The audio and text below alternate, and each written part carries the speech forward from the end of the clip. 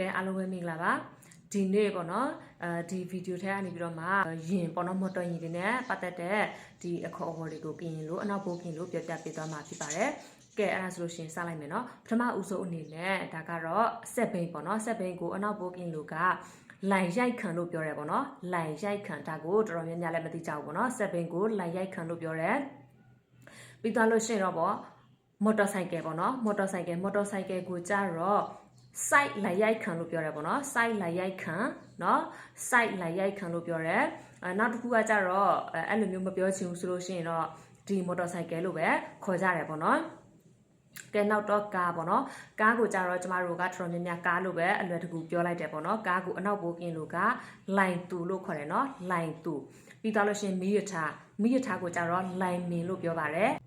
မိရထားကိုကြတော့လိုင်မင်လို့ပြောတယ်နောက်ပြီးတော့လို့ရှင်သင်းဘောကိုကြတော့ကပန်းလို့ပြောတယ်เนาะကပန်းเนาะကပန်းသင်းဘောစိတ်ဆိုရင်ကပန်းတနိလို့ပြောပါတယ်နောက်တော့လေရင်ပြန်ပေါ့เนาะလေရင်ပြန်ဆိုလို့ရှိရင်တော့ကပန်းယူလို့ခေါ်ပါတယ်ကပန်းယူတကယ်လို့လေစိတ်ဆိုရင်လည်းကပန်းယူတနိเนาะနောက်တော့လေရင်ခွင်းပေါ့เนาะလေရင်ခွင်းဆိုလို့ရှိရင်တော့ကပန်းယူပလန်လို့ခေါ်ပါတယ်ကဲဒါကတော့ဒီနေ့ပေါ့နော်ဝေမျှပေးခြင်းတဲ့အနောက်ပို့ခင်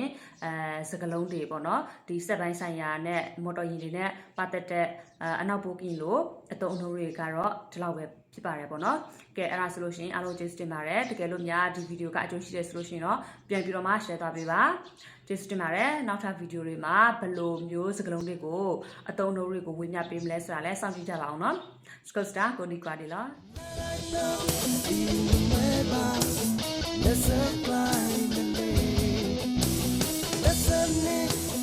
Listen,